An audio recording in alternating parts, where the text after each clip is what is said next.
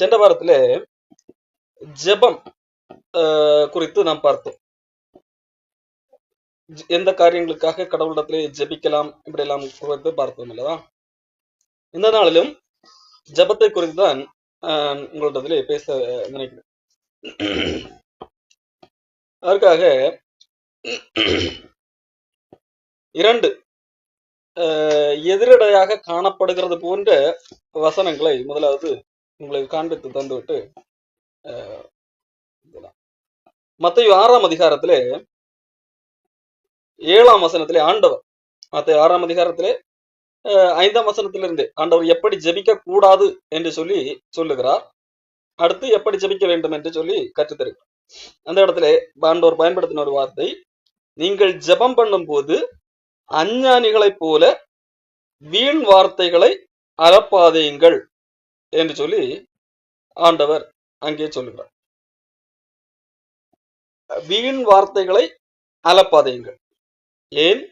அவர்களுடைய நம்பிக்கை என்ன? அவர்கள் அதிக வசனிப்பினால் தங்கள் ஜெபம் கேட்கப்படும் என்று சொல்லி விரும்புகிறார்கள். அதிக வசனிப்பினால் தங்களுடைய ஜெபம் கேட்கப்படும் என்று விரும்புகிறார்கள். ஆகவே அப்படி அதிக வசனித்தால், அதிகமாக பேசினால், திருப்பி திருப்பி சொன்னதே சொல்லிக் கொண்டிருந்தால் ஜெபம் கேட்கப்படும் என்று சொல்லி யார் நினைப்பது? அஞ்ஞானிகள், ஞானம் இல்லாதவர்கள். அவர்கள் நினைக்கிறார்கள். அவர்களைப் போல நீங்களும் இருக்காதீர்கள் என்று சொல்லி ஆண்டவர் சொல்லுகிறதை பார்க்க முடியும்.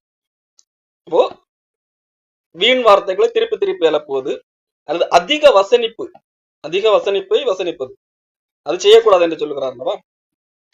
இது லூக்கா 18ஆம் அதிகாரத்திலே வரும்போது இயேசு கிறிஸ்து ஒரு உவமையை சொல்லுகிறார். அங்கே அந்த உவமை எதற்காக சொல்லுகிறார் என்று சொன்னால்,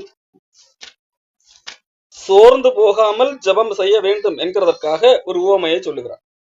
அந்த உவமையிலே ஒரு கதை சொல்லுகிறார். ஒரு பட்டணத்துல ஒரு நியாயாதிபதி இருந்தான். அவன் தேவனுக்கு பயப்படாதவனும் மனுஷரை மதிக்காதவனுமாக இருந்தான். அவனிடத்துல ஒரு உதவை வந்து, எனக்கு ஒரு வழக்கு இருக்கிறது, இந்த வழக்கை தீர்த்து தர வேண்டும் என்று சொல்லி கேட்கிறான். அவன் அதுக்கு பதில் கொடுக்கவில்லை. அவள் திருப்பி திருப்பி பலமுறை வந்து தொந்தரவு செய்து கேட்டுக்கொண்டே இருக்கிறார். அப்போ அந்த கதையை ஆண்டவர் சொல்லிவிட்டு சொல்லுகிறார், அவளுடைய தொந்தரவு பொறுக்காமல் என்னது, அவன் அவளுடைய வழக்கை தீர்த்து கொடுத்தான். அப்படி அதே போல தேவன் தம்மை நோக்கி இரவும் பகலும் கூப்பிடுகிறவர்களாகிய தம்மால் தெரிந்து கொள்ளப்பட்டவர்கள் விஷயத்தில் நீடிய பொறுமையுள்ளவர்களாயிருந்து அவர்களுக்கு நியாயம் செய்யாமல் இருப்பாரோ என்று சொல்லி அங்கே ஆண்டவர் சொல்லுகிறார். அப்போ இந்த இடத்துல திரும்ப திரும்ப ஏதோ தொந்தரவு செய்வது போல திரும்ப திரும்ப திரும்ப திரும்ப ஜெபித்துக் கொண்டிருக்க வேண்டும் என்கிறது போன்ற ஒரு தோற்றத்தை இந்த பகுதி தருகிறது. அந்த இடத்துல மத்தேயுவிலே பார்த்தோம், ஆண்டவருக்கு நீங்கள் நினைக்கும் முன்பதாகவே எல்லாம் தெரியும், ஆகவே அதிக வசனிப்பு தேவையில்லை என்று சொல்லி ஆண்டவர் சொல்லுகிறதை பார்த்தோம். இந்த இடத்துல பார்க்கும்போது சோர்ந்து போகாமல் திரும்ப திரும்ப ஜெபம் செய்ய வேண்டும் என்கிறது போன்ற ஒரு தோற்றத்தை தருகிறது. இயேசு கிறிஸ்து என்ன செய்திருக்கிறார் என்று சொல்லி பார்த்தால், மத்தேயு எழுதின சுவிசேஷம் 24ஆம் அதிகாரத்துல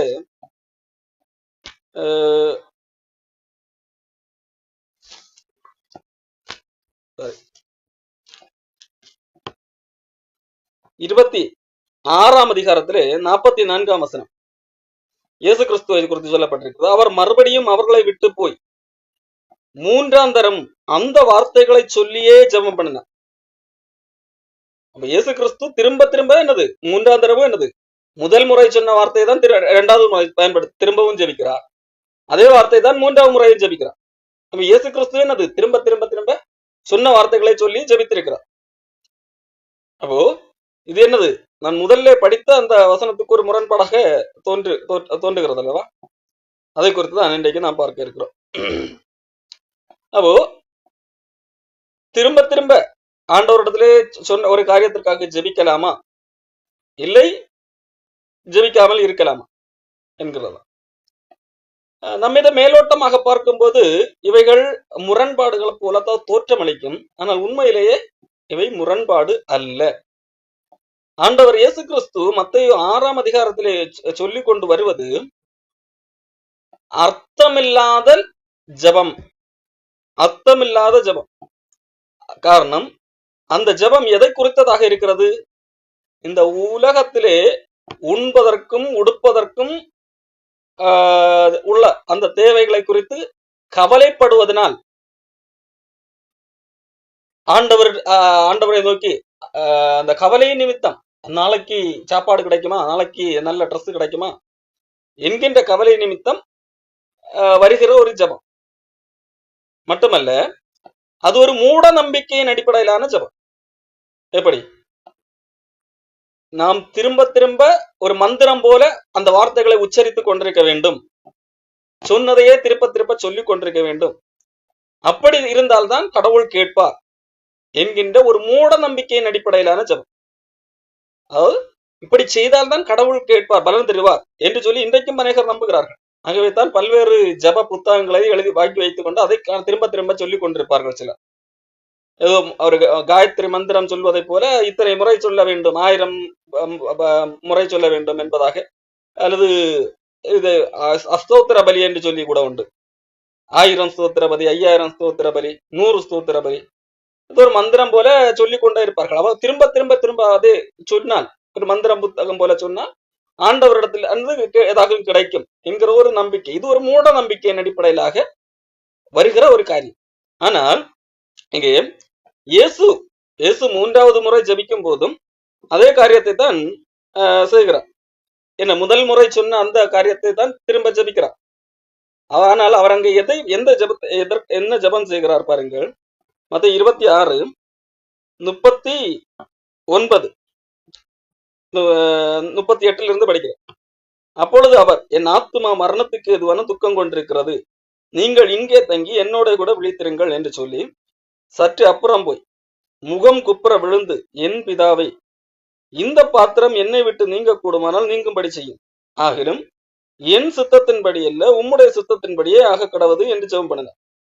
இயேசு கிறிஸ்து இதைத்தான் ஜெபம் பண்ணுகிறார். நாளை தினத்திலே இயேசு கிறிஸ்து மரிக்க போகிறார். அப்ப அந்த மரணத்திற்கு ஏதுவான துக்கம் உண்டாயிருக்கிறது. அது என்ன மரணம் என்று சொல்லி சொல்லுகிறார். அது நிமித்தம் அந்த மரணம் நடக்கக்கூடிய அந்த செயல் மாற முடியுமா என்று சொல்லி ஜெபிக்கிறார். மாறக்கூடுமானால் மாறும்படி நீங்கும்படி செய்யும், ஆகிலும் அது என் சத்தத்தின்படி அல்ல, என்னுடைய விருப்பத்தின்படி அல்ல, உம்முடைய விருப்பத்தின்படியே நடக்கட்டும். நான் இப்படி எனக்கு பிடிக்கும் என்கிறதற்காக இதுதான் எனக்கு பிடித்தது நடக்க வேண்டும் என்று நான் ஜெபிக்கவில்லை. மாறாக உமக்கு எது பிடிக்குமோ அது நடக்கட்டும் என்று சொல்லி இயேசு கிறிஸ்து சொல்லுங்க. இது 3 முறை ஜெபிக்கிறது என்பது, 3 முறை அதே காரியத்தை ஜெபிக்கிறேன் என்கிறது ஏதோ ஒரு மந்திரம், இப்படி இத்தனை முறை நான் ஜெபித்தால் தான் இப்படி நடக்கும் என்கின்ற அடிப்படையில வந்தது அல்ல. அது இயல்பாக தான் இருந்த அந்த வேதனை நிமித்தம் வந்தது. முதலாவது, அந்த வேதனை இந்த உலகம் சார்ந்த வேதனை அல்ல. நாளைக்கு இயேசு கிறிஸ்து மரிக்க போகிறார், ஆகவே உடல் ரீதியிலே மரணம் வரப்போகிறது. அந்த மரணத்தை குறித்த ஒரு வேதனை அல்ல. இயேசு கிறிஸ்து அதை தெரிந்துதான் வந்தார். இந்த பூமிக்கு வரும்போது, வரும் முன்னரே எதற்காக வருகிறோம் என்று தெரிந்துதான் வந்தார். அப்போ ஏன் கவலைப்பட வேண்டும்? காரணம், இங்கே அவர் மரணம் என்று குறிப்பிடுவது தேவனுக்கும் இயேசு கிறிஸ்துவுக்கும் இடையான உறவு துண்டிக்கப்பட போகிறது. நாளைய தினத்திலே இந்த உலகத்தின் பாவத்தை சுமர்க்கிறவராக நிற்கும் போது, பாவத்தை பாராத சுத்தக்கணராகிய கடவுள் இயேசு கிறிஸ்துவோடுள்ள அந்த உறவை துண்டிக்க நேரிடும். அதுதான் சிலுவையிலே இயேசு கிறிஸ்து கதறினார், என் தேவனே என் தேவனே ஏன் என்னை கைவிட்டீர் என்று சொல்லி. ஓகே, அப்போ கடவுளுக்கும் இயேசு கிறிஸ்து குமாரனுக்கும் இடையான அந்த உறவு துண்டிக்கப்பட போகிறது. அதுதான் இயேசு கிறிஸ்து இங்க மரணத்துக்கு எதுவான துக்கம் என்று சொல்லுகிறார். நம்மை பொறுத்த வரைக்கும் இந்த சரீர மரணத்தை தான் மரணம் என்று நாம் நினைப்போம்.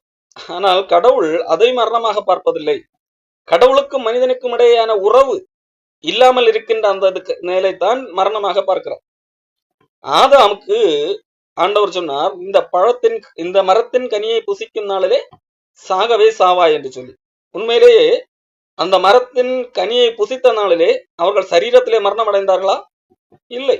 ஆனால் அவர்களுக்கும் தேவனுக்கும் இடையே அந்த உறவு மரணம் அடைந்தது. இப்போ கடவுளுடைய பார்வையிலே மரணம் என்பது இந்த சரீர மரணம் அல்ல, மாறாக கடவுளுக்கும் மனிதனுக்கும் இடையே அந்த உறவு மரணம் அடைகிறது. இயேசு கிறிஸ்து இங்க இயேசு கிறிஸ்துக்கு எது துக்கம்? பிதாவோடு கூட உள்ள உறவு துண்டிக்கப்பட போகிறது என்கின்ற துக்கம். அந்த அடிப்படையில கேட்கிறா, இந்த செயல் நடக்க கூடாமல் இருக்க முடியுமானால், அதற்கு வாய்ப்பு இருந்தால், காரணம் அதைத்தான் இயேசு கிறிஸ்துவால் தாங்கிக் கொள்ள முடியவில்லை. அந்த அடிப்படையில தான் அந்த திரும்ப திரும்ப போய் அந்த வார்த்தையை சொல்லி ஜெபம் பண்ணுகிறார். இது ஒரு மூட நம்பிக்கையின் அடிப்படை, திரும்ப திரும்ப திரும்ப ஒரே காரியத்தை சொன்னால்தான் கடவுள் கேட்பார் என்கின்ற ஒரு அந்த நம்பிக்கையின் அடிப்படையிலே வந்த ஒரு ஜெபம் அல்ல. மாறாக இயல்பாக அது அந்த துக்கம் தாங்க முடியாமல் வெளிவந்த இயல்பாக வெளிவந்த வார்த்தைகள். அப்போ இயல்பாக நாம் எத்தனை முறை ஜெபித்தாலும், அது நம்முடைய இருதயத்தின் வேதனை நீங்கும் வரைக்கும் ஜெபித்தாலும் அதை ஆண்டவர் தவறாக பார்க்கிறவர் அல்ல. ஆனால் நம்மிடத்திலே நான் ஒரு முறை ஜெபித்தால் கடவுள் கேட்க மாட்டார். ஆகவே திரும்ப திரும்ப திரும்ப ஜெபித்துக் கொண்டே இருக்க வேண்டும், அவரை தொந்தரவு பண்ணிக்கொண்டே இருக்க வேண்டும். அப்பொழுதுதான் கண்டிப்பாக கேட்பார். காலையிலும் மாலையிலும் இந்த காரியம் எனக்கு இந்த விஷயம் நடக்கும் வரைக்கும் விடாப்படியாக நான் என்னது ஜெபித்துக் கொண்டே இருக்க வேண்டும், அப்போதுதான் கடவுள் கேட்பார் என்று சொல்லி, அப்படி அந்த நம்பிக்கையிலே திரும்ப திரும்ப திரும்ப அரப்பிக் கொண்டிருக்கிறது தான் இங்கே ஆண்டவர் தவறு என்று சொல்லி சொல்கிறார். பாருங்கள், அதுதான் மத்தேயு 6:7-8 சொல்லப்படுது. அன்றி நீங்கள் ஜெபம் பண்ணும் போது அஞ்ஞானிகளைப் போல வீண் வார்த்தைகளை அலப்பாதீங்கள், அவர்கள் அதிக வசனிப்பினால் தங்கள் ஜெபம் கேட்கப்படும் என்று நினைக்கிறார்கள். அவர்களைப் போல நீங்கள் செய்யாதிருங்கள். உங்கள் பிதாவை நோக்கி நீங்கள் வேண்டிக் கொள்ளுகிறதற்கு முன்னமே உங்களுக்கு இன்னது தேவை என்று அறிந்திருக்கிறார். அப்போ இந்த பூமியிலே உள்ள தேவைகளுக்காக திரும்ப திரும்ப திரும்ப திரும்ப போய் கடவுளிடத்தில் கேட்டால்தான் கிடைக்கும் என்று சொல்லி நிற்க வேண்டிய அவசியம் இல்லை. மாறாக அப்ப இயேசு கிறிஸ்து ஜெபம் பண்ணது அவர் இந்த உலக தேவைக்காக, உலகம் சார்ந்த காரியத்திற்காகவே அல்ல, அவர் பிதாவோடு உள்ள உறவுக்காக ஜெபம் பண்ணுகிறார். உறவு துண்டிக்கப்பட போகிறது, ஆகவே இந்த உறவு இழக்காமல் இருப்பதற்கு ஏதாவது வாய்ப்புண்டா என்று சொல்லி ஜெபிக்கிறார். இப்போ இரண்டும் வேறு வேறு காரியங்கள். அந்த இதை புரிந்து கொள்ளுங்க. இரண்டாவது, லூக்கா 18ஆம் அதிகாரத்திலே இயேசு கிறிஸ்து ஒரு கதை சொல்லுகிறார் அல்லவா, அந்த ஒரு அநீதி உள்ள நியாயாதிபதி இருந்தான் என்று சொல்லி. அப்ப அந்த கதையில உள்ள நியாயாதிபதி ஒரு அநீதி உள்ளவன், நல்லவன் கிடையாது. அப்போ அவனிடத்திலே இந்த ஒரு விதவை, அவளுக்கும் அவளுடைய ஒரு எதிராளிக்கும் ஒரு வழக்கு இருக்கிறது. அந்த வழக்கு நீண்ட நாள் தீர்க்கப்படாமல் இருக்கிறது. அது தீர்த்து தர வேண்டும் என்று சொல்லி போய் கேட்கிறார், விண்ணப்பம் பண்ணுகிறார். எப்படியாகிலும் தீர்த்து தாருங்கள், இவள் ஒரு ஏழை விதவை. அப்போ அந்த வழக்கு ஒரு பெரிய நியாயாதிபதி தீர்த்து வைத்தால் தான் என்னது அவளுக்கு ஒரு நிம்மதி என்கிறதற்காக அந்த வழக்கை தீர்க்கும்படியாக அவனிடத்திலே போய் கேட்கிறான். அவன் அநீதி உள்ளவன், நல்லவன் கிடையாது, கெட்டவன். ஆகவே இவள் இந்த ஒரு ஏழை, இதுக்கெல்லாம் போய் நம்ம நியாயம் செஞ்சுட்டு இருக்கணுமா, நீதி செஞ்சுட்டு இருக்கணுமா என்று சொல்லி இருக்கிறவன். ஆனால் அப்படிப்பட்டவன் இவள் தொடர்ந்து இவளுக்கு எனக்கு நீதி கிடைக்கும் வரைக்கும் என்னது நான் போராடுவேன் என்று சொல்லி அந்த நீதிக்காக திரும்ப திரும்ப போய் கேட்கிறதுனால் அவன்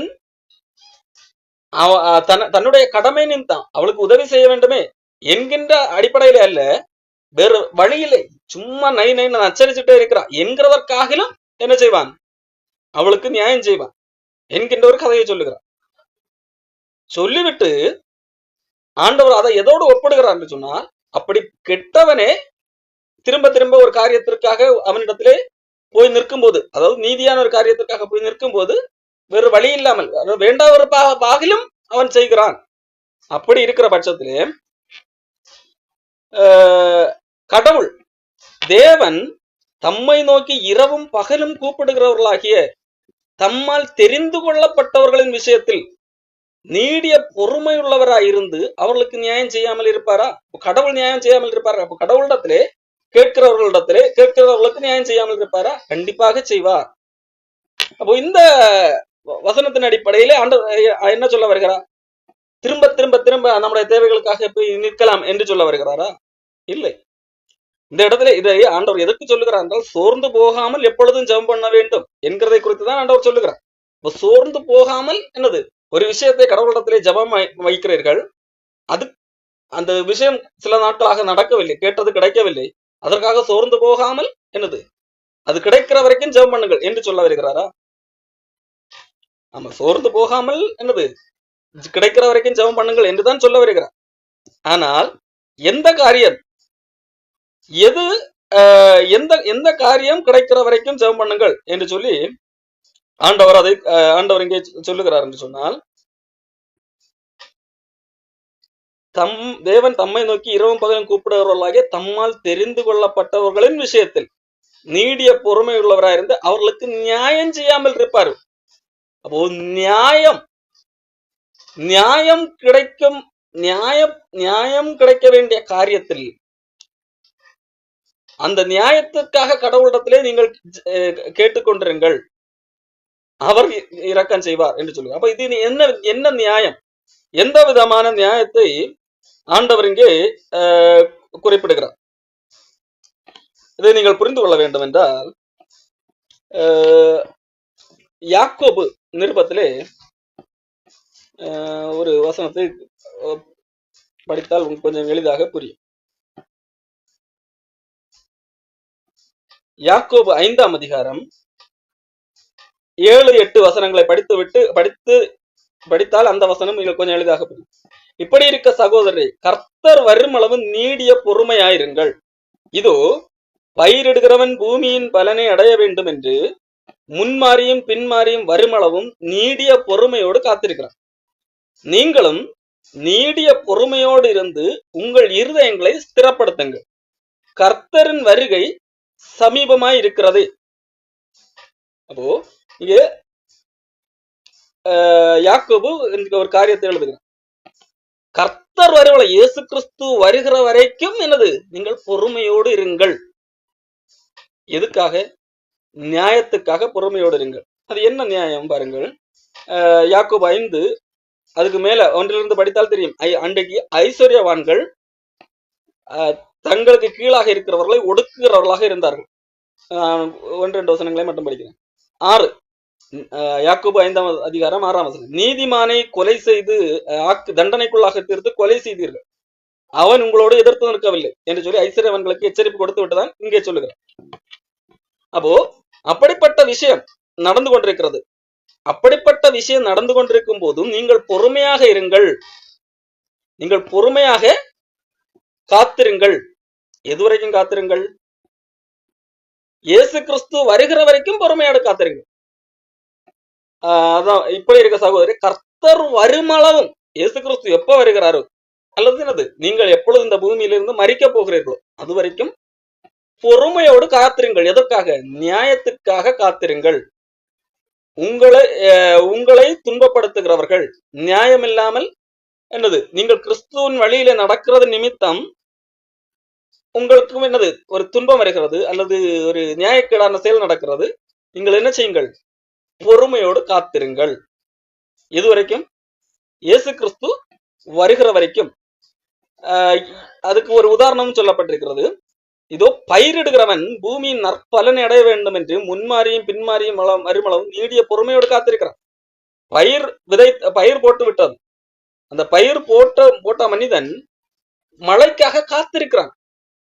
இன்னைக்கு பயிர் போட்டாச்சு, நாளைக்கே மழை வரணும்னு எல்லாம் என்னது முடியாது. எப்போ மழை வருதோ அது வரைக்கும் காத்திருக்கிறான். நற்பலனை அடைய வேண்டும் என்று சொல்லி காத்திருக்கிறான். அதை போல நீங்களும் நீடிய பொறுமையோடு காத்திருங்கள். நீடிய பொறுமையோடு காத்திருங்கள்னு சொன்னா எத்தனை வருஷம்? 1 வருஷம் 2 வருஷம் காத்திருன்னு சொல்லி இந்த நீடிய பொறுமை சொல்லப்பட்டதா? இல்ல. இயேசு கிறிஸ்து அவருடைய கர்த்தருடைய வருகை சமீபமாக இருக்கிறது. அதாவது சீக்கிரத்திலே கர்த்தர் வருவார், சமீபமாக இருக்கிறது. அது வரைக்கும் காத்திருங்கள் என்று சொல்லுகிறேன். இப்பொழுது அந்த பகுதியை படிக்கிறேன். இந்த பகுதி லூக்கா 18.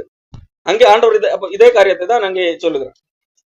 சீக்கிரத்திலே உங்களுக்கு நியாயம் தம்மால் தெரிந்து கொள்ளப்பட்டவர்களின் விஷயம், அதாவது தேவனால் காப்பாற்றப்பட்ட ரட்சிக்கப்பட்டவர்களின் விஷயத்திலே அவர்கள் தம்மை நோக்கி கூப்பிடுகிறார்கள். ஆண்டவரே, இந்த பூமியில் எங்களால் வாழ முடியவில்லை, எங்கள் இந்த கஷ்டமாக இருக்கிறது, இந்த மாம்சம் வைத்துக் கொண்டு கஷ்டமாக இருக்கிறது, எப்பொழுது என்னது இந்த பூமியை விட்டு கடந்து செல்வோம், எங்களுக்கு ஒரு நியாயம் கிடைக்கும் என்று சொல்லி கூப்பிடுகிறவர்கள் அவர்களுக்கு சீக்கிரத்திலே நியாயம் செய்வார். அந்த சீக்கிரம் என்பது ஏதோ ஒரு நாள் 2 நாள் அந்த அடிப்படை நல்ல குறிப்பிட்டது. ஆண்டவர் இயேசு கிறிஸ்து சீக்கிரமாக வருவார், அப்பொழுது உங்களுக்கு நியாயம் கிடைக்கும். அப்போ அதனுடைய பொருள், இந்த பூமியில உங்களுக்கு நீங்கள் நினைத்தது நடக்கும் என்ற அர்த்தத்திலே அந்த பகுதி பகுதியில சொல்லப்படவில்லை. புரிகிறதா இல்லையா? அப்போ இந்த பூமியில உங்களுக்கு துன்பம் உபத்திரவம் நடக்கும் போது சோர்ந்து போகாதிருங்கள். சோர்ந்து போகாமல் என்ன செய்து கொள்ளுங்கள்? நீங்கள் அதை கடவுளுக்கு தெரியப்படுத்துங்கள். கடவுள் சீக்கிரமாக வருவார், வரும்போது நியாயம் செய்வார்.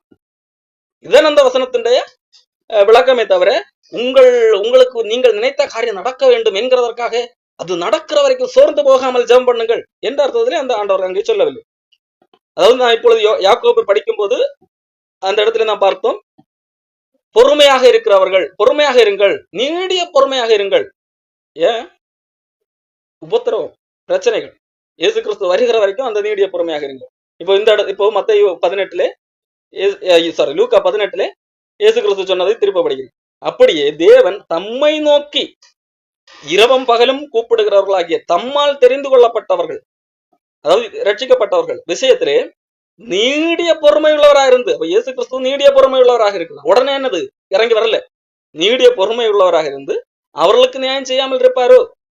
அவங்களுக்கு கண்டிப்பா நியாயம் செய்வார். ஆனா அவர் சீக்கிரத்திலே நியாயம் செய்வார். அந்த சீக்கிரம் என்பது நாம நினைக்கிறது பாரு நம்முடைய சீக்கிரம் அல்ல. நாம் சீக்கிரம் என்று சொன்னால் ஒரு மணி நேரத்தையும் சீக்கிரம்னு நினைக்கலாம், 2 மணி நேரத்தையும் சீக்கிரம்னு நினைக்கலாம், ஒரு வருஷத்தையும் சீக்கிரம்னு நினைக்கலாம். நம்முடைய சீக்கிரம் இல்ல. ஆண்டவர் ஒரு சீக்கிரம், நான் சீக்கிரமாய் வருகிறேன் என்று ஒரு சீக்கிரத்தை சொல்லி இருக்கிறார் அல்லவா? அது அவருடைய சீக்கிரம். அவர் எப்பொழுது அவருடைய பார்வையில அந்த சீக்கிரம் என்பதுக்கு ஒரு வருஷமோ பல வருஷமோ இருக்கலாம் அல்லவா? அந்த சீக்கிரத்தை தான் இங்கே சொல்லுது. அவர்களுக்கு நியாயம் செய்யாமல் இருப்பாரோ? சீக்கிரத்திலே அவர்களுக்கு நியாயம் செய்வார். அந்த சீக்கிரம் என்பது இயேசு கிறிஸ்து எப்பொழுது இந்த பூமியில வருவாரோ அப்பொழுது. இந்த பூமியிலே நாம் அனுபவிக்கிற பாடுகள், உபத்திரவங்கள், இவைகளை சகிக்க முடியாமல் ஐயோ என்னால் தாங்க முடியவில்லை என்னும் போது நீங்கள் என்ன பண்ணலாம்? கடவுளுக்கு தெரியப்படுத்தலாம். ஆனால் அது அதனுடைய பொருள் இங்கேயே உங்களுடைய உபத்திரவம் மாறும் என்பதல்ல, சீக்கிரத்திலே ஆண்டவர் நியாயம் செய்வார். சீக்கிரத்திலே நியாயம் செய்வார் என்பது இந்த பூமியிலே இயேசு கிறிஸ்து வரும்போது உங்களுக்கான நியாயம் கிடைக்கும், உங்களுடைய துன்பம் மாற்றப்படும், நீங்கள் அனுபவித்த துன்பத்துக்கு பலனாக பல இன்பமான காரியங்கள் நடக்கும். அவரோடு கூட பாடுகளை சகித்தால் அவரோடு கூட ஆளுகை செய்வோம் என்கின்ற அர்த்தத்திலே இங்கே இயேசு கிறிஸ்து சொல்லுகிறதை நாம் பார்க்க முடியும். மாறாக இது ஏதோ உலக காரியங்களை குறித்து சொல்லப்பட்ட ஒரு விஷயம் அல்ல. உலக காரியங்களை குறித்து சொல்லும் போது என்ன சொல்லுகிறார்? நாளைக்காக கவலைப்படாதிருங்கள். அது அஞ்ஞானிகள் நாடி தேடுகிறார்கள். எனக்கு நாளைக்கு சோறு வேணும், குழம்பு வேணும், ஆண்டவரே, இதெல்லாம் என்னது? அஞ்ஞானிகள் நாடி தேடுகிற செயல் என்று சொல்லி மத்தேயு 6 சொல்லுகிறார், லூக்காவில சொல்லப்பட்டிருக்கிறது. ஆகவே அஞ்ஞானிகளை போல என்னது இந்த மாதிரி காரியங்களுக்காக என்னது ஜபங்கிற பேர்ல என்னது கெஞ்சிக்கிட்டு கிடக்காதீங்க, அதெல்லாம் உங்களுக்கு வேணும் அப்படின்னு சொல்லிட்டு ஆண்டவருக்கே தெரியும். அப்போ நீங்கள் எதை குறித்து தேட வேண்டும்? நீங்கள் எதை குறித்து கடவுளிடத்துல கேட்க வேண்டும்? தேவனுடைய ராஜ்யத்தையும் நீதியையும் தேடுங்கள், நாடி தேடுங்கள். போ அந்த உங்களுக்கு எது தேவை என்று சொல்லி முதல்ல நீங்க அறிந்து கொள்ளுங்கள். உங்களுக்கு என்னது தேவனை போல நடப்பதற்கு, தேவன் விரும்புகிற வண்ணமாக உங்களுடைய சுபாவம் மாறுவதற்கு தேவையானவற்றை நீங்கள் கடவுளிடத்திலே கேளுங்கள். அது கடவுளுக்கு பிரியமாக இருக்கு. அந்த உலகத்திலே வாழ்வதற்கு உங்களுக்கு என்ன தேவை என்பது கடவுளுக்கே தெரியும். அதனால அதை குறித்து கேட்க வேண்டிய அவசியம் இல்லை என்று சொல்லி ஆண்டவர் சொல்லுங்க. அப்ப எதை குறித்து கேட்கணும் என்று சொல்லி இதை யாக்கோபே சொல்லுகிறார். பல்வேறு வசனங்கள் வேறு வேறு இடங்கள்ல இருந்தாலும் இங்க யாக்கோபு ஒரு காரியத்தை சொல்லுகிறார். யாக்கோபு 1 அதிகாரம் 5 வசனம், உங்களில் ஒருவன் ஞானத்தில் குறைவுள்ளவனாக இருந்தால் யாவருக்கும் சம்பூர்ணமாய் கொடுக்கிறவரும் ஒருவரையும் கடிந்து கொள்ளாதவருமாக தேவனிடத்தில் கேட்கப்படும், அப்பொழுது அவனுக்கு கொடுக்கப்படும். அப்போ இங்க யாக்கோபு ஒரு காரியத்தை கேட்க சொல்லுகிறார். உங்களுக்கு ஞானத்துல குறைவு இருக்கா? கடவுளிடத்துல கேளுங்கள், அவர் கடிந்து கொள்ள மாட்டார். அவர் எதுக்கு எப்படி நீ ஞானத்தை கேட்கலாம் அப்படின்னு சொல்லி எல்லாம் கேட்க மாட்டார். சம்பூர்ணமாய் கொடுக்கிறவர் அவர் கண்டிப்பா சம்பூர்ணமாக கொடுப்பார், கடிந்து கொள்ள மாட்டார். அப்போ தேவனிடத்துல கேட்க கடவன் பெற்றுக்கொள்ள முடியும். ஆனால் கடவுள் தருவாரா மாட்டாரா என்கின்ற சந்தேகத்துல கேட்டால் தரமாட்டார்.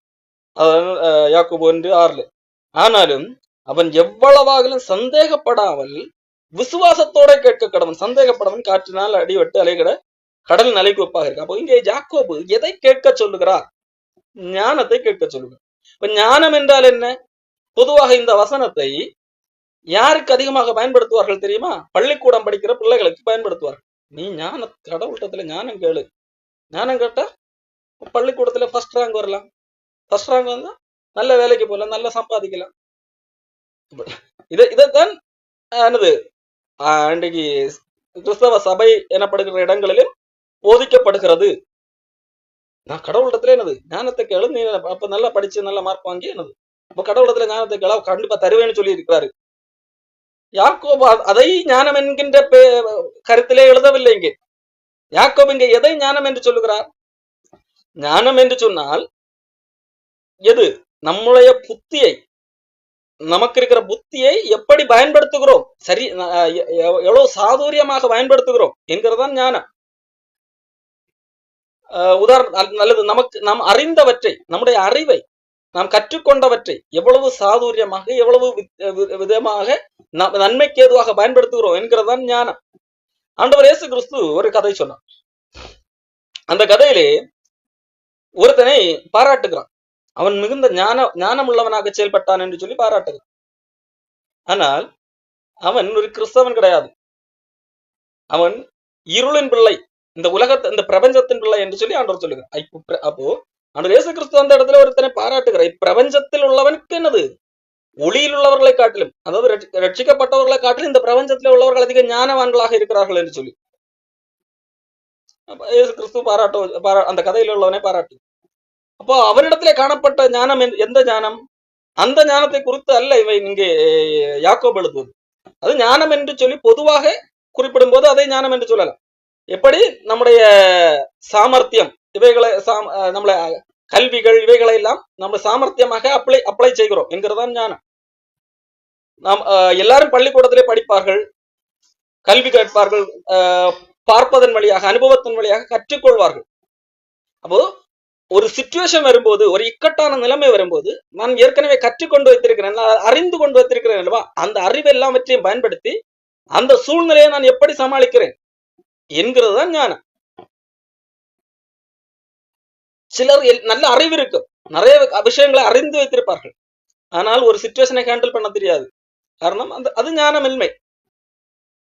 அந்த அவர்கள் எவ்வளவு அறிவு இருந்தாலும், எவ்வளவு கல்வி இருந்தாலும் அந்த சிச்சுவேஷனை ஹேண்டில் பண்ணக்கூடிய ஞானம் இல்லை. அப்போ ஞானம் என்பது நாம் அறிந்தவற்றை எப்படி கையாளுகிறோம் என்கிறதற்குரிய அந்த இது கேப்பபிள் அல்லது அந்த திறமை, அதான் ஞானம்.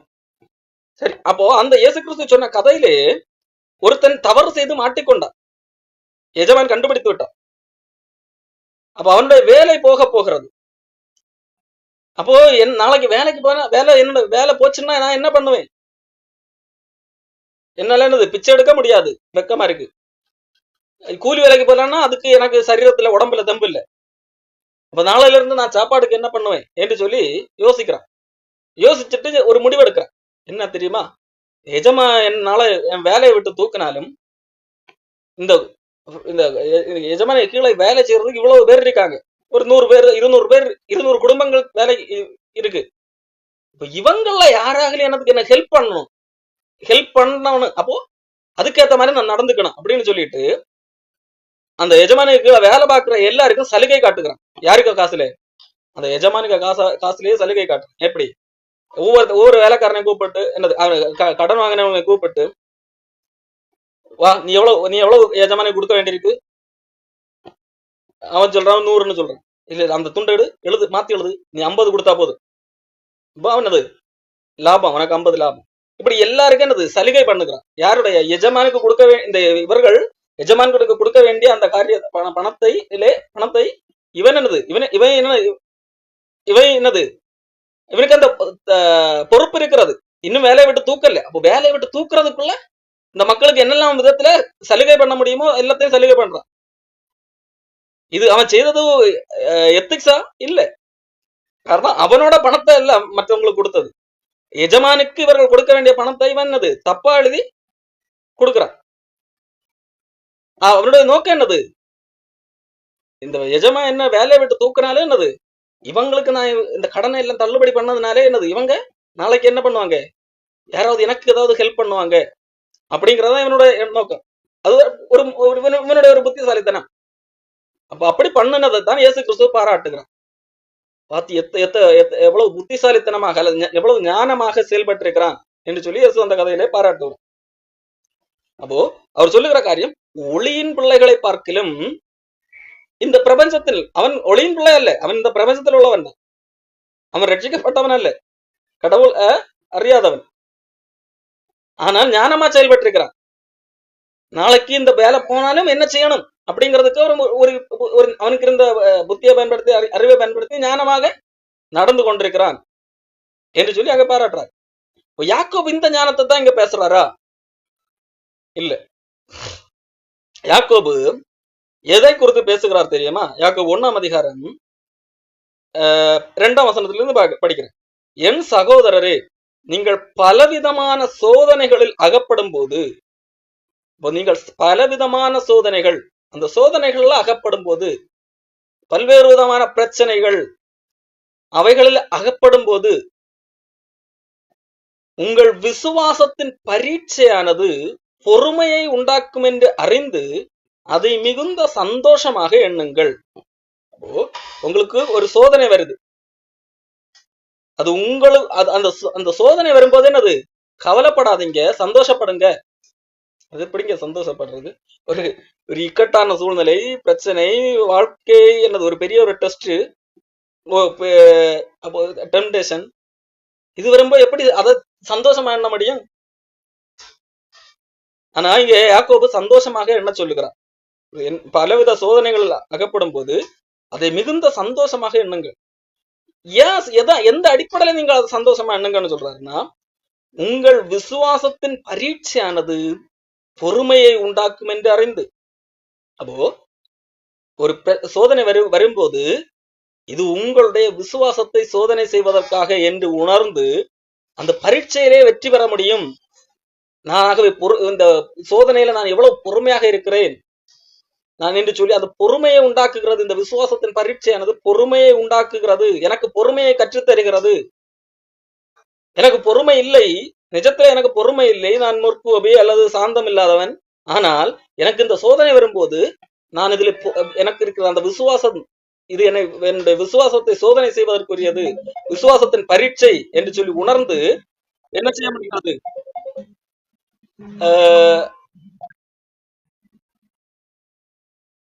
விசுவாசத்தின் பரீட்சை என்று உணர்ந்து சந்தோஷப்படுங்கள். அது அந்த விசுவாசத்தின் பரீட்சை என்ன செய்கிறது? எனக்கு பொறுமை உண்டாக்குகிறது என்று அறிந்து சந்தோஷப்படுங்கள் என்று சொல்லி யாக்கோபு எழுதுகிறார்.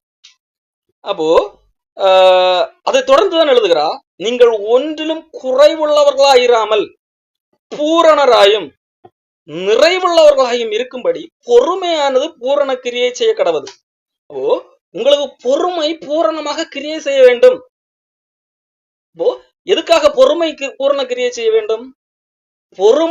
பொறுமை இருந்தால்தான் மற்ற காரியங்கள் எல்லாம் கிடைக்கும். மற்ற எல்லா காரியங்களும் குறைவில்லாமல் இருக்கும். ஒன்றிலும் குறைவுள்ளவர்களாயிராமல் பூரணராக, நீங்கள் பூரணராக நிறைவுள்ளவர்களாக இருக்க வேண்டும் என்றால் அதற்கு அடிப்படை தேவை பொறுமை. பொறுமை இருந்தால்தான் மற்ற காரியங்கள், எல்லா காரியங்களும் உங்களுக்கு நிறைவாக இருக்கும். உங்களுக்கு எல்லா காரியங்களும் நிறைவாக கிடைக்க வேண்டும் என்றால் நீங்கள் உங்களுக்கு பிரச்சனை, சோதனை வரும்போது நீங்கள் பொறுமையாக இருக்க வேண்டும் என்று சொல்லி இங்க யாக்கோபு எழுதுகிறார். அப்போ பொறுமையாக இருந்தால் நீங்கள் ஒன்றிலும் குறைவுள்ளவர்களாக இராமல் பூரணராய் நிறைவுள்ளவர்களாக இருக்க முடியும் என்று சொல்லுகிறார்களா? அந்த ஒன்றிலும் குறைவுள்ளவர்களாயிராமல் எல்லாவற்றிலும் நிறைவுள்ளவர்களாய் என்று சொல்லும் போது அது எதை குறித்து சொல்லப்பட்டிருக்கிறது? அப்போ எல்லா பணம், செல்வம் எல்லாம் ஒன்றிலும் குறைவில்லாமல் எல்லாவற்றிலும் நிறைவாக இருக்கலாம், பொறுமை இருந்தால் எல்லாவற்றிலும் நிறைவாக இருக்கலாம் என்று சொல்ல வருகிறாரா? இல்லை. மற்ற குணாதிசயங்கள் பூரணர் என்று சொல்லும் போது மற்ற எல்லா குணாதிசயங்கள், பொறுமை என்பது ஒரு குணம், அதை போன்ற வேறு மற்ற குணங்கள். அப்போ அந்த குணங்கள் எல்லாம் நிறைவாக இருக்க வேண்டும் என்றால் முதலாவது பொறுமை என்கிற குணம் அடிப்படையாக இருக்கிறது என்று சொல்லி இங்க யாக்கோபு எழுதுகிறார். அப்போ நீங்கள் மற்ற எல்லாவற்றிலும் குறைவுள்ளவர்களாக இராமல் நிறைவாகும்படிக்கு உங்களுக்கு பொறுமை இருக்க வேண்டும். பொறுமை பூரணமாக கிரியை செய்ய வேண்டும். உங்களுக்கு கூட அந்த பிரச்சனைகள் அல்லது சோதனைகள் இருக்கும் போது நீங்கள் பொறுமையாக இருக்க வேண்டும். அதை குறித்து என்ன செய்ய வேண்டியதில்லை, பதட்டப்பட வேண்டியதில்லை. அதை என்னது அந்த சோதனை வரும்போது என்னது, சோதனை தோற்று போக வேண்டிய அவசியம் இல்லை. தோற்று போகாமல் இருப்பதற்காக உங்களுக்கு பொறுமை வேண்டும். நீங்கள் பொறுமையாக இருந்தால் உங்களுக்கு இந்த பொறுமையோடு கூட மற்ற எல்லா காரியங்களும் வேறு எந்தெந்த குணங்கள் குறைவாக இருக்கிறதோ அவைகள் கூட எனது நிறைவாக பெற்றுக்கொள்ள முடியும் என்று சொல்லி யாக்கோபு எழுதுகிறார். இவ்வளவையும் எழுதிவிட்டுதான் சொல்லுகிறார். இதுக்கு என்னது, இதுல உங்களுக்கு ஞானத்திலே குறைவுள்ளவர்களாக இருந்தால், நீங்கள் ஞானத்திலே குறைவுள்ளவர்களாக இருந்தால் தேவனிடத்திலே கேட்க கடவுள். அப்போ எல்லா காரியங்களிலும் நீங்கள் நிறைவாக இருக்க வேண்டும் என்றால் பொறுமை வேண்டும் என்று சொல்லிவிட்டு யாக்கோபு இங்கே நீங்கள் ஞானத்தில் குறைவுள்ளவர்களாக இருந்தால் என்று சொல்லுகிறார் அல்லவா. இப்ப இங்கே ஞானம் என்று சொல்லி இங்க யாக்கோபு எதை சொல்லுகிறார்? இங்க எல்லா குணநலன்களையும் தான் சொல்லுகிறார். நீங்கள் ஒன்றிலும் குறைவில்லாமதவர்களாய் நிறைவா இருக்க வேண்டும் என்று சொன்னார் அல்லவா. அந்த நிறைவில்லாத அந்த எல்லா குணங்களும் உங்களுக்கு இருக்க வேண்டும். அந்த குணங்களைத்தான் இங்கே யாக்கோபு ஞானம் என்று சொல்லுகிறார். அதை நான் எப்படி சொல்லுகிறேன்? அதை யாக்கோபு 3ஆம் அதிகாரத்தில் அவர் தெளிவாக எழுதி வைத்திருக்கிறார் எது ஞானம் என்று சொல்லி. யாக்கோபு 3ஆம் அதிகாரம்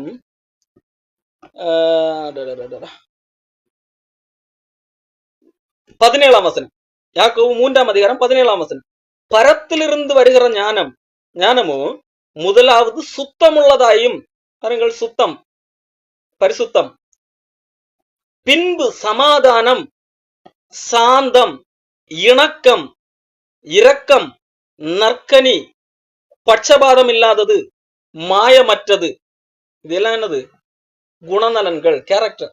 நான் ஏற்கனவே சொன்னேன் அல்லவா, நீங்கள் ஒன்றிலும் குறைவில்லாதவர்களாய் இருக்கும்படியாக என்று சொல்லி, அந்த ஒன்றிலும் குறைவில்லாதவர்கள் என்று சொன்னால் குணநலங்களிலே குறைவில்லாதவர்களாய் நிறைவுள்ளவர்களாய் இருக்க வேண்டும் என்றால் உங்களுக்கு பொறுமை வேண்டும். அப்போ அது பொறுமையிலே நீங்கள் பொறுமையிலே பொறுமை உங்களுக்கு பூர்ண கிரியை செய்ய வேண்டும் என்று சொல்லிவிட்டுதான் சொன்னா, நீங்கள் ஞானத்திலே குறைவுள்ளவர்களா இருந்தால் கடவுளிடத்திலே கேட்க கடவன். இப்போ இங்க யாக்கோபு ஞானம் என்று எதை சொன்னா? குணநலன்கள். காரணம், உங்களுக்கு எந்த குணநலங்களிலே கடவுளுடைய அந்த விரும்புகிற கடவுளுடைய கேரக்டர் இருக்கிறது அல்லவா, அந்த கேரக்டருக்கு ஏற்ப நீங்கள் மாறாமல் இருப்பதற்கு தடையாக உங்களிடத்திலே சில குணங்கள் இருக்கும் அல்லவா. கடவுள் விரும்புகிற குணங்களிலே குறைவுள்ள குணங்கள் உங்களிடத்தில் இருக்கும் அல்லவா. அவைகள் குறைவுள்ளவர்களாக இருந்தால், குறைவுள்ளவைகளாக உங்களிடத்தில் இருந்தால் அதை கடவுளிடத்திலே கேளுங்கள், கடவுள் தருவார். சந்தேகப்பட வேண்டாம். நீங்கள் சந்தேகப்பட்டு ஐயோ கடவுள் இந்த குணத்தை இல்லை எனக்கு தருவாரா, எனக்கு இச்சை அடக்கம் இல்லை, இது கடவுளிடத்துல கேட்டா தருவாரா? இல்ல, தர வாய்ப்பு இல்லை. ஒருவேளை தருவாரு, தரமாட்டார். அப்படி இல்லை. சந்தேகப்படாமல் கேட்க கடவுள். சந்தேகப்பட்டா கிடைக்காது. கடவுள் தருவார். உங்களிடத்துல என்ன குணம் இல்லையோ, பரிசுத்தம் இல்லையா, கடவுளத்திலே கேளுங்கள், கிடைக்கும். அதைத்தான் அங்க ஞானம் என்று சொல்லுகிறார். அதான் இங்க 3ல பார்க்கிறோம். பரத்திலிருந்து வருகிற ஞானம். இந்த உலகத்திலே ஞானம் இருக்கு பாருங்க. அதுக்கு 2 வசனம் முன்னாடி 15ஆம் வசனம். இப்படிப்பட்ட ஞானம் பரத்திலிருந்து இறங்கி வருகிற ஞானமா இராமல் லௌகிக சம்பந்தமான ஜென்ம சுபாவத்துக்குரியதும் பேய்த்தனத்துக்கு அடுத்ததுமான ஒரு ஞானம் இருக்கிறது. அது என்னது? அதுக்கு முந்தின வசனம்.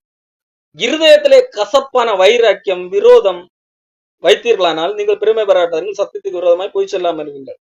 இப்படிப்பட்ட ஞானம் பரத்திலிருந்து இறங்கி வருகிற ஞானம் அல்ல. கசப்பான வைராக்கியம், விரோதம் இவைகளும் என்னது? இந்த உலகத்திலே உள்ள லௌகிக சம்பந்தமான பேய்த்தனத்துக்கு அடுத்த ஞானம் என்று சொல்லப்படுகிறது. யாக்கோபு இந்த ஞானத்தை குறித்து எல்லாம் பேசவில்லை. ஞானம் என்னது? இன்னைக்கு நாம் என்னது ஞானம் என்று சொல்லி எல்லாவற்றையும் புதுமைப்படுத்தக்கூடாது. பைபிள்ல எந்த இடத்துல எதை ஞானம் என்று சொல்லப்பட்டிருக்கிறது என்கிறதை நாம் புரிந்து கொள்ள வேண்டும். கடவுளிடத்துல ஞானத்தை கேட்டால் தருவார் என்று சொல்லி வசனம் இருக்கிறது என்கிறதற்காக அதை என்னது பிள்ளைகளுக்கு தவறாக போதித்து கொடுக்க கூடாது. கடவுளிடத்துல கேளு, கடவுள் உனக்கு நிறைய ஞானம் தருவார், அதனால நீ சாதிக்கலாம், அப்படி இப்படி. அதற்காக அந்த வசனம் சொல்லப்படவில்லை.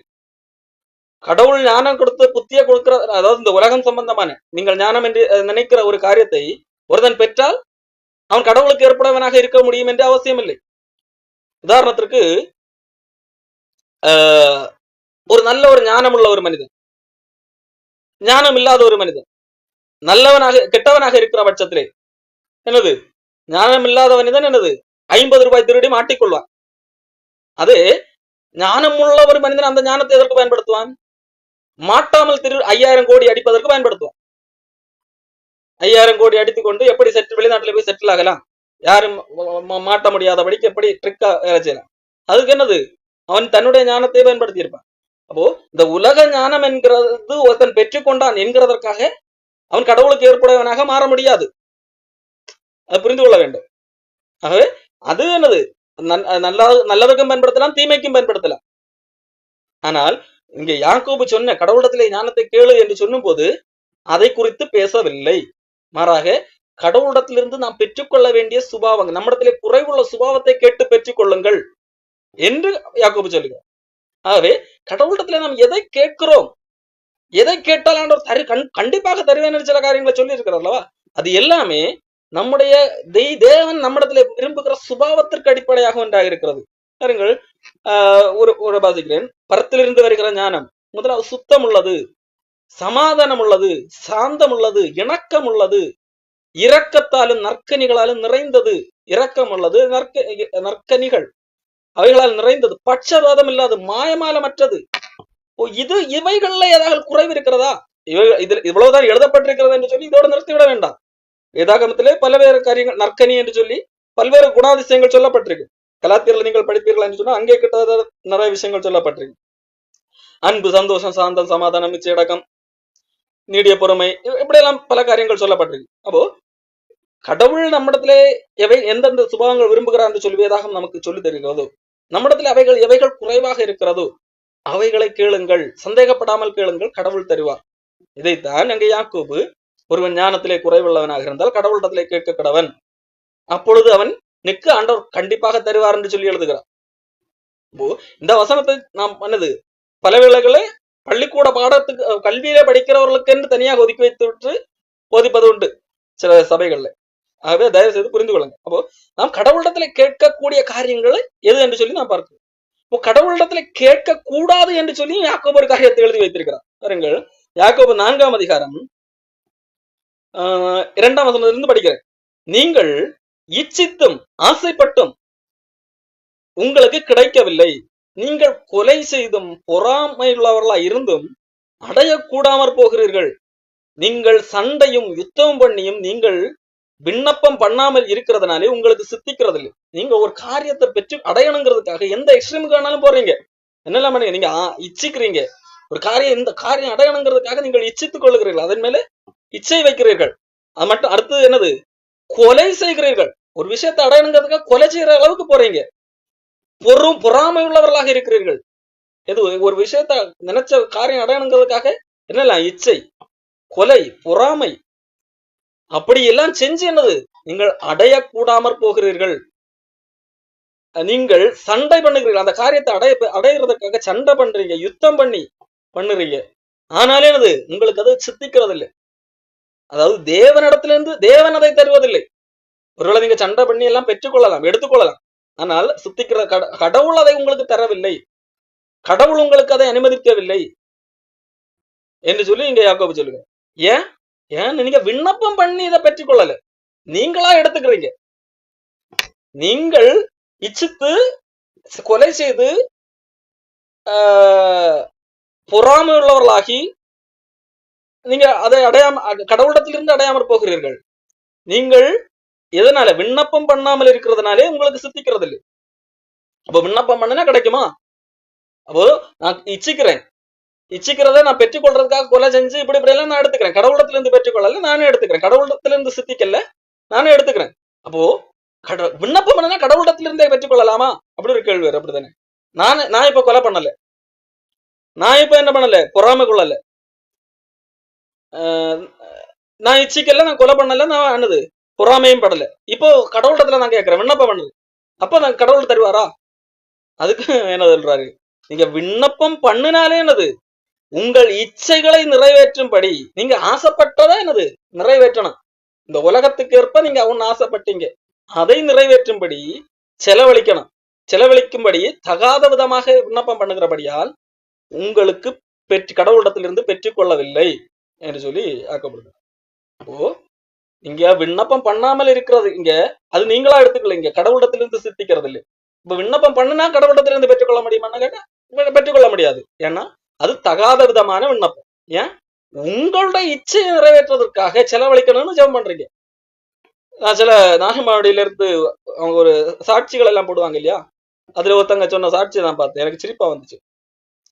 நான் இங்க வந்தேன், வரும்போது எங்களுக்கு ஒரு வீடு தான் இருந்தது, இங்க வந்து நான் ஜெபம் பண்ணேன், எங்களுக்கு 4 வீடு கிடைச்சிருக்கு அப்படின்னு சொல்லி. அப்போ எந்த நோக்கத்திற்காக வந்திருக்கிறார்கள்? எனக்கு வீடு வேணும், எல்லாரும் பங்களா எல்லாம் இருக்கு, எங்களுக்கு இன்னும் நிறைய வீடு வேணும், நாங்க ஒரு வீடுக்காக ஜெபிச்சா 4 வீடு கிடைச்சது, அந்த மாதிரி நம்ம சொன்னாங்க. அப்போ அவர்களுடைய நோக்கம் எதுவாக இருக்கிறது? பெற்றுக்கொண்டே இருக்கணும், நான் ஆசைப்படுறதெல்லாம் அடைஞ்சுக்கிட்டே இருக்கணும் என்கிறதாக இருக்கிறது. அப்படி இருக்கும்போது நீங்கள் பெற்றுக்கொள்வது இல்லை. பெற்றுக்கொள்வதில்லைன்னா அப்ப அவங்களுக்கு கிடைச்சதே கடவுளிடத்திலிருந்து பெற்றுக்கொள்ளவில்லை. அப்ப அது யாரு கொடுக்கிறது? அது ஒன்றைகள் அவர்களாக எடுத்துக்கொள்வது இல்லை என்று சொன்னால், இந்த உலகத்திலே மனிதன் இச்சைப்படுவதை கொடுப்பதற்கென்றே ஒருத்தன் இருக்கிறான். இயேசு கிறிஸ்துவுக்கு ஆசையை தூண்டி கொடுப்பதற்கு ஒருத்தன் இருந்தார். இயேசு கிறிஸ்து 40 நாள் உபவாசம் இருந்துட்டு வரும்போது சாத்தான் வந்து சொல்லுகிறான், வேற 2 காரியங்கள் சொல்லுகிறான், அதை ஸ்கிப் பண்ணி விடுங்க. வந்து சொல்லுகிறான், நீ இந்த உலகத்தில் உள்ள சகல காரியங்களையும் ஒரு மலைக்கு மேல ஏத்தி காட்டு காமிச்சிட்டு சொல்றான், இதெல்லாம் நான் உனக்கு தரேன், ஒன்றும் பண்ண வேண்டாம், என் காலில் விழுந்து வணங்கி நான் மட்டும் போது என்னை பணிந்து கொள், நான் உனக்கு எல்லாம் தர்றேன். அப்போ சாத்தானை பணிந்து கொண்டால் சாத்தானும் என்னது கொடுக்க முடியும். அப்போ நான் ஆசைப்பட்டதெல்லாம் கிடைக்கும் அப்படிங்கிறதுக்காக அது கடவுளிடத்திலிருந்து பெற்றுக்கொண்டேன் என்கிறது அர்த்தம் அல்ல. யாக்கோபு சொல்றாரு கிளியரா, அது கடவுளிடத்திலிருந்து பெற்றுக்கொள்வதல்ல. நீங்கள் தகாத, அது கடவுளுடைய பார்வையில் தகாத விதமான விண்ணப்பம், ஆகையால் நீங்கள் பெற்றுக்கொள்ளவில்லை என்று சொல்லி யாக்கோபு சொல்றார். அப்போ கிடைச்சதே அது கடவுளிடத்துல இருந்து, வேற வழியில ஏதாவது வந்திருக்கு, கடவுள் தந்தது கிடையாது, அவ்வளவுதான். அப்போ எந்த காரியங்களுக்காக ஜெபம் பண்ண வேண்டும், எந்த காரியங்களுக்காக ஜெபம் பண்ணக்கூடாது என்கிறதை குறித்து பார்த்தோம். அந்த அதிக வசனிப்பு என்கிறது எது எது என்பதையும் குறித்து பார்த்தோம். ஆகவே இந்த விஷயங்கள்ல கருத்திலே கொண்டு நாம் சரியாக விண்ணப்பம் பண்ண, சரியாக தேவனிடத்திலே உறவு கொள்ளும்.